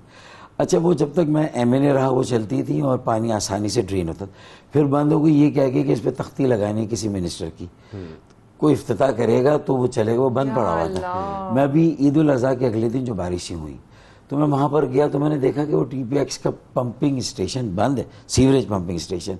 मैंने नासिर शाह साहब को अल्लाह का वास्ता दिया, मैंने कहा यार इसको शुरू करें, इसको खोलें, इससे ओल्ड सिटी एरिया के रेजिडेंशियल एरिया का पानी भी इसकी निकास हो जाएगी और जो वहाँ हमारा तिजारती हब है, बड़ी बड़ी वहाँ मार्केटें हैं, तो उनमें अगर दुकानों में पानी चला जाएगा तो उनका फिर करोड़ों का माल तबाह होगा, जैसे इससे पहले भी 2 साल पहले हुआ था। अच्छा फारूक साहब, आप तो वो जब खुला तो 8 घंटे में पानी ड्रेन हो गया। अच्छा वो खोल दिया उन्होंने? 8 घंटे में पानी ड्रेन हो गया। मैंने कहा मतलब ऑपरेटिव है ना फारूक भाई, ऑपरेटिव है, वो चल रहा है लेकिन बंद पड़ा। अच्छा फारूक भाई, चौकीदार बैठा है। क्लाइमेट चेंज की हम बात कर रहे हैं और ये इम्कान भी जाहिर किया जा रहा था कि इस किस्म की बारिशें मुतवक्के हैं, लेकिन जब हम ओवरऑल इंफ्रास्ट्रक्चर की बात करते हैं कराची की, आप समझते हैं कि हमारा ड्रेनेज सिस्टम, हमारा सीवेज सिस्टम इस काबिल है कि वो किसी किस्म की बारिश को भी बर्दाश्त कर सके? हम कुरंगी क्रीक की बात करते हैं जिसमें सब क्रीक्स को बंद कर दिया गया है, जहां से बारिशों का पानी ड्रेन होना था, वो अगर बंद पड़ी हैं और बहुत सारी जगहों पर बाकायदा मकानात बन गए जिससे आप यकीनी तौर पर वाकिफ हैं, ऐसे सिस्टम में ये पॉसिबिलिटी नहीं है कि पानी ड्रेन हो सके। तो फिर यहाँ पर इस वक्त गवर्नमेंट को क्या ध्यान देने की जरूरत है, क्या करने की जरूरत है? जो ओहदेदार हैं उनको क्या सोचना चाहिए कि आगे जाके मुस्तकबिल में चंद सालों में तो कराची पूरा डूब जाएगा?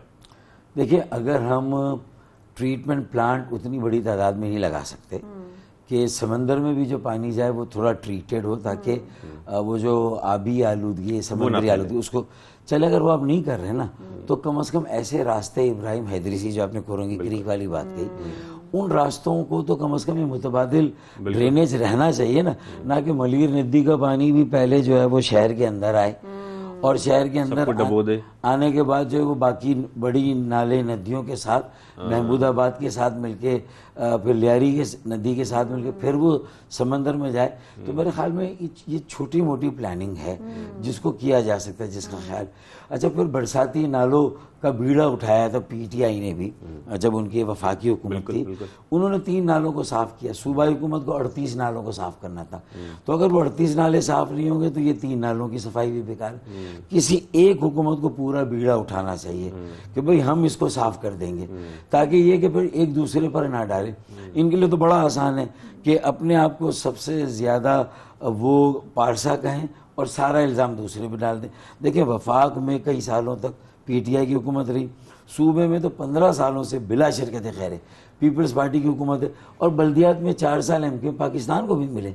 तो इन सारी चीज़ों के नतीजे में तीनों एक दूसरे पर इल्ज़ाम डालते हैं, और इन इल्ज़ामात के चक्कर में जो अवाम है इस वक्त उनका बुरा हाल है। और वो खासतौर पर जब कराची शहर की हम बात करते हैं तो उनको तो ये समझ नहीं आ रही कि हमें ब्लेम किसको करना है, हमने ये बताना किसको है कि हमारी ये परेशानी है। क्योंकि जब सिंध हुकूमत की बात होती है वो वफाकी हुकूमत पर डालते थे पहले, गुज़िश्ता हम जब साबिका हुकूमत की बात मैं बिल्कुल आवामी स्टाइल में, फारूक भाई आपको पता है मैं तो बिल्कुल खुल के बोल देती हूँ और आपसे सवाल कर भी लेती हूँ। जो भी आता है ना वो वही शाहजेब वाली बात, हमारे पास इख्तियारात नहीं है, हमारे पास इख्तियारात नहीं। ये रोना सुन सुनकर अवाम जो है वो जो है ना फेस करती रहती है। अब आप अगर नहीं जाते, आपके टाइम में वो पंप था, जब आप गए आपने आवाज उठाई, वो ऐसा कुछ नहीं था कि वो कुछ बंद था, टेक्निकल फॉल्ट नहीं थी, बट वो ऑपरेटिव नहीं था, वो ऑन हो गया, मसला हल हो गया। तो फिर क्यों? इसका मतलब कराची का मसला हल नहीं हो सकता क्या? मैं ये कह रहा हूँ कि अगर इसी तरह के ये सीवरेज पंपिंग स्टेशंस मुख्तलिफ जगहों पे लग जाएं, और ये तो हमेशा होता है कि मली नदी में जब पानी का बहाव बहुत बढ़ जाता है तो कोरंगी कॉजवे पर, कोरंगी क्रॉसिंग, वहाँ से वो पानी जो है वो आ जाता है और सारी कम्युनिकेशन कोरंगी की पूरे शहर के साथ जो है वो डिस्कनेक्ट हो जाती है। बिल्कुल। तो जब ये चीज़ें पहले से लोगों की आगाही में है तो थोड़ा सा वहाँ से बंद बनाए जा सकते हैं, जिसकी मजबूत किए जा सकते हैं, ताकि कम से कम क्रॉसिंग और कॉजवे पर ये पानी ना आए। ये सारी बातें हर मरतबा होती है, लेकिन ये करेगा कौन? फिर वहाँ इख्तियारात का मसला आता है। बड़ी आसानी से अपनी रिस्पॉन्सिबिलिटी को शर्क किया जाता है, उससे दस्तबरदार हुआ जाता है, सारा ब्लेम दूसरे पे डाल दिया जाता है। अच्छा, अगर इख्तियार नहीं है ना तो फिर कोई मेयर है तो उसे फिर 4 साल रहने का हक नहीं है, वो 2 साल बाद इस्तीफा दे दे, इख्तियार को एंजॉय कर दें। इख्तियारात है नहीं, वसाइल है नहीं, और आखिर में जब जाते हैं तो फिर मगरमच्छ के हम आंसू बहाते हैं। तो मेरे ख्याल में हमें अवाम को आगाह करके, लोगों को मोबिलाइज करके, सियासी तौर पर तहरीक चला के एहतजाज करना चाहिए, धरने देने चाहिए। क्यों नहीं लेते कॉल फारूक भाई, क्यों नहीं लेते एहतजाजी कॉल? देखिए, ये कॉल बुनियादी तौर पे जहां मेयरशिप होती है उनका पहले काम होता है। अगर वो आगे बढ़े तो मेरे ख्याल में बहैसियत साबिक मेयर के ये हो ही नहीं सकता। मेरे लाख इख्तिलाफ हो किसी के साथ, मैं जाके बैठूंगा। मुझे यकीन है कि जो पीएसपी के सरबराह हैं वो भी मेयर रहे हैं, चाहे उनकी पार्टी का मेयर ना हो, उनको भी बैठना पड़ेगा, और लाड़काना नवाब शाह का मेयर भी आपके साथ आएगा, क्योंकि ये सारे बल्दियाती इदारों और मौसर बल्दियाती निज़ाम, बल्दियाती इख्तियारात और बावसीला बल्दियाती निज़ाम की बात हो रही है। तो उसमें तो फिर सभी आपके साथ आना चाहिए। लेकिन आप लीड तो लें, लेकिन आप 4 साल बाद कहें कि हमारे पास इख्तियारात नहीं ये तो और पूरे अपने टेन्योर पूरा करने के बाद। और हम जो ये बात कर रहे हैं फारूक भाई, इसमें पानी का मसला तो नहीं है, इसमें सड़कों के मसाइल हैं, इसमें ड्रेनेज सिस्टम अलग है, इसमें पानी पीने के पानी के मसाइल और हैं, फिर सड़कों का निज़ाम है, बहुत सारे मसाइल इस वक्त कराची का जिसको सामना है। फिर जब हम बात करते हैं इस वक्त मेयर के लिए जो है वो बल्दियाती इंतखाबात की बात हो रही है, और फिर इख्तियारात की बात हो रही है, उनके इख्तियार में तो कुछ भी नहीं है, वो तो सफाई नहीं करा सकते, वो तो कोई और काम नहीं कर सकते। तो फिर मेयर का फायदा क्या है? फिर मेयर आ भी गया कोई अपनी जमात का, तो वो तो सिर्फ एक अपने महदूद वसाइल में सिर्फ रोना ही रो सकता है, और क्या कर सकता है? देखिए, मैं आपको थोड़ा लाइटर साइड पे बात बताऊं। हालांकि अभी आपने बताया कि गाड़ी जो है वो मली नदी में गिर गई और उससे जो एक सानिया हुआ है, ये बेहिसी है कि یہ تو ایک ظلم اور ناانصافی ہے کہ جو سب سے زیادہ مطلوب شہر ہے ریونیو کے اعتبار سے، کراچی چلتا ہے تو ملک چلتا نہیں، ملک پلتا ہے 60-70% ریونیو، اور پھر صوبہ بھی اس پر پلتا ہے 90% کا ریونیو. تو حادثے سے بڑا حادثہ یہ ہوا، لوگ رکے نہیں حادثہ دیکھ کر. تو نہ شہباز شریف صاحب پرائم منسٹر نے کوئی بیان دیا، 3 مرتبہ کراچی ڈوبا ہے، برباد ہوا، تباہ ہوا، کوئی بیان نہیں، زخموں پہ مرہم تک نہیں، کیونکہ انہیں وہاں پر حمزہ شریف جو ہے وہ اس کے لیے اقتدار کی لڑائی لڑنی پی ٹی آئی کے ساتھ، ساری توجہ تختے لاہور کے لیے. پھر جب زرداری صاحب بھی اسی گیم میں برابر کے شریک، انہوں نے کوئی بیان نہیں دیا. پھر عمران خان جو تھے انہوں نے پرویز الہی کے لیے سارا وزن ڈال دیا، تو ساری اہمیت تخت لاہور کی ہو گئی. کراچی 3 بار ڈوبا، کسی نے کوئی آواز نہیں، اور even M Q M Pakistan کے سربراہ نے نہیں مطالبہ کیا. میں نے یہ کہا کہ کراچی کو آفت زدہ علاقہ قرار دیں، ٹیکسوں کی چھوٹ دے، 4000 ارب کا ٹیکس دیتے ہیں، 40 ارب کی خیرات ملتی ہے. تو اگر ہمارے ٹیکس ہم پہ نہیں لگتے ہیں تو ہمیں ٹیکسوں کی چھوٹ دے دیں، جو بچت ہوگی اسی سے ہم کراچی. اچھا، یہ حل نکلے گا کیسے؟ کون نکالے گا؟ وفاق پر بات آتی ہے، وہ 18ویں ترمیم کے بعد کہتے ہیں یہ تو صوبائی حکومت کی ذمہ داری ہے. صوبائی حکومت میں بات آتی ہے تو پھر بات کہیں اور ہی نکل جاتی ہے.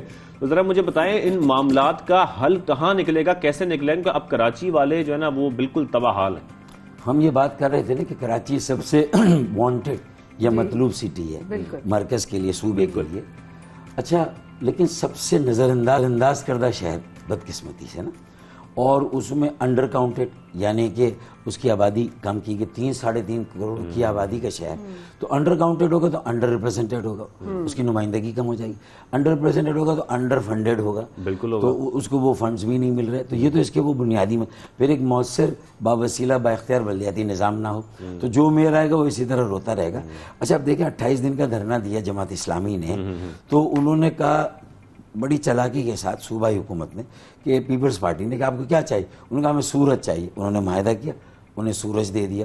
7 دن کا دھرنا پی ایس پی نے کیا، تو ان کو انگیج کیا. ایک لالی پاپ ان کو دی. انہیں کیا چاہیے؟ چاند چاہیے. اچھا بھائی چاند دو.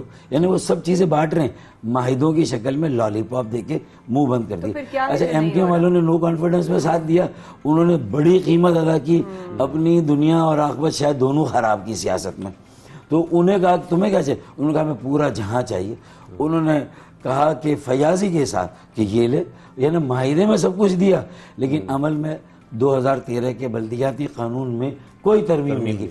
میں ایک تجویز دیتا ہوں، یہ میرا NA 245 جہاں میں آزاد حیثیت میں تالے کے نشان پہ الیکشن لڑ رہا ہوں. اس کے بعد میں ایک ڈرافٹ بناتا ہوں، کیونکہ میں یہ جو ان کو تو لالی پاپ دی گئی، ان کے منہ بند کیے گئے. میں نے جو پٹیشن 2017 اپریل میں کی تھی 140 کی انٹرپریٹیشن کی، مجھے تو جنت بھی دی گئی، یعنی سارا پیکج مل دیا. سب کچھ جسٹس گلزار احمد شیخ نے پورا پیکج دے دیا کہ بھائی آرٹیکل 140A پر، اب وہ 140A پر عمل درآمد اگر صوبہ حکومت نہیں کر رہی. اچھا، فریگمنٹڈ سٹی ہے نا، پولیٹیکلی بہت زیادہ ڈیوائیڈڈ ہے کراچی. ایم کیو ایم کے اپنے دھڑے ہیں ہم سب کو ملا کے، اسی طریقے سے باقی جماعتوں کا بھی ایک رول نظر آ رہا ہے. تو میں سمجھتا ہوں کہ اگر جن کو کسی کو سورج، کسی کو چاند، کسی کو جہاں دیا گیا، اسی پیر صاحب کی طرح جو گاؤں میں سب کو بیٹا دیتے تھے، پھر آخر میں پتہ چلا نہ بیٹا دیا نہ بیٹی دی. تو اب بہتر یہ ہے کہ میں کنٹیمپٹ آف کورٹ کی پٹیشن ڈرافٹ کرتا ہوں، کیونکہ اس میں میرے ساتھ ایم کیو ایم پاکستان کے سربراہ بھی کھڑے ہوں جن کو لالی پاپ دی گئی، اسی طرح پی ایس پی کے سربراہ جماعت ہے. اب یقین مانیں اگر ہم چاروں مل کر جائیں گے عدالت میں تو ان کے اچھے خاص، مطلب ان کو یہ ہر حال میں اختیارات کی ترمیم کرنی پڑے گی. کنٹیمپٹ آف کورٹ میں ہم گئے تو اچھا، پھر ہم دھرنا بھی جب سب مل کر دیں گے تو سب کی جب طاقت مل جائے گی. دیکھیں کسی ایک کاز پر تو سب اکٹھا ہوں، لڑ اسی کاز کے لیے سب رہے، لیکن ایک دوسرے کے اوپر برتری اور جب یہ معلوم بھی ہے کہ جیت بھی گئے تو اختیارات نہیں ہوں گے تو کوئی فائدہ نہیں. تو پھر جو میئر آ بھی گیا کسی ایک پارٹی کا تو کیا فرق پڑے گا؟ جب تک کہ باقی جماعتیں جو شہر کی بات کرتی ہے، بلدیاتی نظام کی، وہ کم از کم اس ایک مسئلے پر ایک نہ. بالکل. اچھا فرق ہے، میں ایک سوال آپ کی اجازت سے پوچھنا چاہوں، آپ you can choose to reply or not respond. اب ہم نے بیچ میں سنا، ہم نے باتیں بھی کی اور ہم نے we had couple of other leaders on the show کہ فاروق بھائی شاید آپ کسی اپنی پارٹی یا کسی اور پارٹی کے ساتھ آپ منسلک ہو جائیں، and then you decided to go by your self all alone, which is fine, your decision. But کوئی وجہ تھی یا آپ کو کوئی ایپیفنی ہوئی یا آپ نے کہا نہیں I think this is a sign کہ اب میں لوگوں کا ٹرسٹ جو ہے ہر جگہ سے ختم ہو گیا تھا اور آپ کا جو اپنا ایک ٹرسٹ ہے اور اپنا ریلیشن شپ ہے لوگوں کے ساتھ, عوام کے ساتھ, وہ آپ نے زیادہ اس کو اپنے ذہن میں امپورٹنس رکھی؟ I think you are liking my question. نہیں, آئی ایم فالوئنگ یو, اور بالکل ریلیونٹ سوال ہے یہ. دیکھیں بات یہ ہے کہ 4 سال میں نے کوئی سیاسی جماعت نہیں بنائی. رائٹ. میں چاہتا تھا 84 میں جو ہم ایک متوسط طبقے کے پڑھے لکھے نوجوانوں کا ایک سیاسی میں پورے ملک میں اور شہروں میں جو لیڈ کرتا ہے پورے ملک کو ایک نیا سیاسی عمل, ایک نئی ڈائریکشن دیتا ہے. ورنہ دیکھیں فیوڈلز کی ڈومینیشن ہے, کیپٹلسٹ ہیں, سرمایہ دار, ان کی ڈومینیشن پالیٹکس میں رہی ہے. مڈل کلاس پڑھے لکھے نوجوان پہلی بار آئے تھے. بالکل بالکل. میں 28 سال کی عمر میں میئر بنا, مصطفیٰ کمال 33 سال کی عمر میں. اچھا یہ نہیں ہوا تھا نا, یہ ایک امید کی کرن تھی, لیکن کہیں راستے میں ہم بھی بھٹک گئے, شاید پٹری سے اتر گئے, ہمارے یہاں بگاڑ و خرابی آ گئی جو پاکستان کے سیاسی نظام میں موروثی سیاست کو لے کے. ہم دیہی علاقوں میں تو کہتے ہیں وہاں وڈیرا شاہی ہے, لیکن ہمارے یہاں بھی وڈیرا شاہی آ گئی. لوگوں کے مفادات حاوی ہو گئے اجتماعی مفاد پر, تو میری اس پر اصولی لڑائیاں شروع ہوئی, مجھے الگ راستہ لینا پڑا, لیکن میں آزاد رہا. میں اب بھی تھا کہ ہم ایک کام کریں. اور جب میری والدہ کے انتقال پر خالد مقبول ملے اور میں نامینیشن دے رہا تھا, پھر میں نے 75 پینل بلدیاتی انتخابات کے لیے اوسط عمر 30 سال کے نوجوانوں کو میں نے امیدوار بنا دیا, تالے کے نشان پہ اور لیپ ٹاپ. 28 اگست کو جو ہوگا. اب وہ panel Jamaat Islami, P T I, M کے ایم, آپ پیپلز پارٹی کسی سے کمپیئر کریں گے؟ میں آپ پر چھوڑتا ہوں, آپ فیصلہ کریں. پڑھے لکھے سلجھے ہوئے اچھے خاندانوں سے اگر لوگ آگے آ جائیں اور وہ سیاست میں آئے تو دیکھیں لوگ اب اونرشپ دینے کے لیے تیار ہیں. اسی لیے میں نے سوچا کہ اب آزاد عمل اس لیے ضروری کہ ساری سیاسی جماعتوں کی کرپشن, مافیا, خرافات اور جو سب ایک طرف رکھ کر وہ ایک طرف رکھ کے کراچی پیچھے یہ آگے, ان کی انا آگے, الزامات جوابی الزامات آگے, تو اب ایک نیا عمل بنا. اس کو نام بعد میں وہ کہتے ہیں نا کوئی نیا بچہ پیدا ہوتا ہے تو پھپھو جو ہے وہ نام دے دے, تو کوئی پھپھو اس کے نام دے دے گی, لیکن ابھی ہم آزاد. اچھا آخر میں بس یہ بتا دیں, 245 کی جب ہم بات کر رہے ہیں, ایم کیو ایم نے 2018 کے الیکشن میں الزام لگایا تھا کہ ان کا ووٹ جو ہے وہ مینڈیٹ جو ہے وہ چوری کیا گیا. اب کیا ہونے جا رہا ہے 245 میں, خاص طور پر جب ہم دیکھ رہے ہیں کہ شہریوں نے یہ دیکھ لیا ہے کہ پی ٹی آئی نے کیا کیا, پیپلز پارٹی کے بارے میں وہ سب کچھ جانتے ہیں, ایم کیو ایم نے یہ الزام لگا دیا تھا. آپ ایز این انڈیپینڈنٹ اس وقت جو آپ جو ہیں ایک انتخابات لڑ رہے ہیں یہ والے, کیا ہونے جا رہا ہے 245 میں خاص طور پر آپ کے خیال میں؟ دیکھیں میں آپ کو, مجھے پورا یقین ہے کہ اس حلقے سے میری جو وابستگی رہی اور 2018 میں بھی جو میری لیڈ تھی وہ کسی اور کو دے دی گئی تھی, اور اس کے لیے میں الیکشن ٹریبیونل میں میرا کیس ہے. اور اس میں میں نے یہ ثابت کیا کہ فارم 246 میں جو ٹوٹل بیلٹ پیپر کا کاؤنٹ ہے اس میں سے جتنی میرے مخالف کو لیڈ دی گئی تھی اس کے برابر بلینک بیلٹ پیپر مسنگ ہے. آپ نے لاپتہ افراد سنا ہوگا, پھر کراچی کی آدھی آبادی لاپتہ کر دی گئی, میرے 20,000 بیلٹ پیپر لاپتہ ہیں, یعنی بلینک بیلٹ پیپر لاپتہ. کہاں گئے وہ بیلٹ پیپر؟ تو ان کو ڈھونڈا جائے. میرے خیال میں وہ 20,000 بلینک بیلٹ پیپر میں اس الیکشن میں ڈھونڈوں گا, کیونکہ میں نے 12 کچی آبادیوں کو ریگولرائز کیا یہاں. پھر وہ جو سرکاری کوارٹرز ہے, 24 اکتوبر کو جب پیپلز پارٹی کی حکومت 2018 میں بن گئی, صوبے میں پھر پیپلز پارٹی کی, بلدیات میں ایم کیو ایم, سب نے کہا تھا کہ اگر آپ کے خلاف پولیس ایکشن ہم آئیں گے. کوئی نہیں پہنچا, نہ ایم پی اے علاقے کا, نہ ایم این اے, نہ حافظ نعیم الرحمان, نہ ایم کیو ایم کا کوئی لیڈر. اگر صبح 7 بجے ان کے ساتھ پراٹھے اور چائے پہ ناشتہ کرنے کے بعد 9 گھنٹے آنسو گیس کھائی تو میں نے کھائی, ربڑ کی گولیاں کھائیں میں نے ان کے ساتھ کھائی, پانی کی دھاریں ماری گئی ہم نے کھائی, ایک FIR بھی کھائی میں نے, لیکن وہ پولیس کا آپریشن ناکام ہو. بے دخل ہونے سے 4,000 گھروں کے مکین بے دخل. فاروق بھائی, your end note right now to the people who have faith in you, کیا کہیں گے؟ دیکھیں میں تو ان سے یہ کہوں گا کہ میں واحد امیدوار ہوں جو اس علاقے کا ہوں, باقی سب امپورٹڈ ہیں, کہیں اور سے آئے, کوئی گلشن سے آئے, کوئی ڈیفینس سے آئے, کوئی کلفٹن سے. امپورٹڈ حکومت کا سنا, سلیکٹڈ حکومت کا سنا, یہ امپورٹڈ امیدوار ہے. میں مقامی ہوں, انڈیجنس ہوں اور خالص उसी इलाके का हूँ 50 सालों से। Thank you so much اور for سب لوگ یہ time امید کر رہے ہیں with کہ ان الیکشنز کے بعد ان کے مسائل حل ہوں گے. ان کے سب کا انٹرسٹ صرف ایک ہی ہوتا ہے کہ ان کے مسائل چاہیے الیکشنز میں جس مرضی کو ووٹ دیں وہ, اور جب مینڈیٹ کسی کو ملتا ہے تو ان سے امید بھی یہ کی جاتی ہے. فاروق ستار صاحب بہت شکریہ, آپ نے ہمیں جوائن کیا شو میں, بڑا اچھا لگا آپ سے ملاقات کر کے. تو یہ تو فاروق ستار صاحب سے بات ہوئی اور ہم نے جاننے کی کوشش کی کہ کراچی کے مسائل حل کس طریقے سے کیے جا سکتے ہیں. بالکل ایسا, یہ چیلنجز ہمارے ہیں, چیلنجز کو پار کرنے کی ایک اپروچ ضرور ہونی چاہیے, اور وہ اپروچ شروع ہوتی ہے ایک سوچ سے. ایک سوچ آپ کے ساتھ شیئر کی فاروق ستار صاحب نے, اور اب آپ کے پاس آگے چلتے ہیں. پنجاب میں جس طریقے سے فلڈ اور بارشوں کی جو حالات ہو رہے ہیں, جس طریقے سے واقعات پیش آ رہے ہیں, انسیڈنٹس آپ کے میرے سامنے آ رہے ہیں, سیلابی صورتحال کا سامنا وہاں بھی ہے. پنجاب میں سیلابی وارننگ کے پیش نظر ریسکیو پنجاب بھر میں جناب ہائی الرٹ کر دیا گیا ہے. محکمہ جناب اس نے ممکنہ طور پر سیلابی علاقوں میں اسپیشل واٹ جو ہے نا اس وقت سچویشن جو کریٹ ہو گئی ہے, بالکل وہ اس میں یہ کہا جا رہا ہے کہ اسپیشل واٹر ریسکیو ٹیمز جو ہیں وہ کشتیوں کے ساتھ تعینات کر دی گئی ہیں تاکہ لوگوں کو جو ہے وہ بچایا جا سکے, ان کو ریسکیو کیا جا سکے, اور سیلابی وارننگ کے پیش نظر سب کچھ کیا جا رہا ہے. اس کے ساتھ ساتھ اس وقت کون سے علاقے زیادہ خطرناک ہیں یا خطرے میں ہیں, اور وہاں ریسکیو آپریشن کے لیے خاص طور پر کیا انتظامات کیے گئے ہیں, کیونکہ یہ انتظامات پہلے ہی کرنے چاہیے تاکہ اگر خدشہ ظاہر کیا جا رہا ہے کہ یہ مزید صورتحال بگڑ سکتی ہے تو آلریڈی آپ پریپیئرڈ ہوں. ہمارے ساتھ اس وقت موجود ہیں جنرل ڈاکٹر رضوان نصیر صاحب, جو کہ اس وقت پنجاب ریسکیو پنجاب سے ہمارے ساتھ موجود ہیں. السلام علیکم ڈاکٹر صاحب, کیسے ہیں آپ؟ بہت شکریہ آپ نے پروگرام میں ہمیں جوائن کیا. صورتحال سے پورے پاکستان کو یہ چیلنج کا سامنا ہے. ہم بلوچستان کی بات کریں, ہم سندھ کی بات کریں, حیدرآباد کراچی کی بھی بات کریں, اب ہم پنجاب میں اس طرح سے صورتحال ہو رہی ہے سیلابی, اور اس طریقے سے ریسکیو آپریشنز کو اس وقت ایکٹیو کر دیا گیا ہے. پنجاب کون کون سے حصوں میں اس وقت پنجاب کو خطرہ ہے, پلیز؟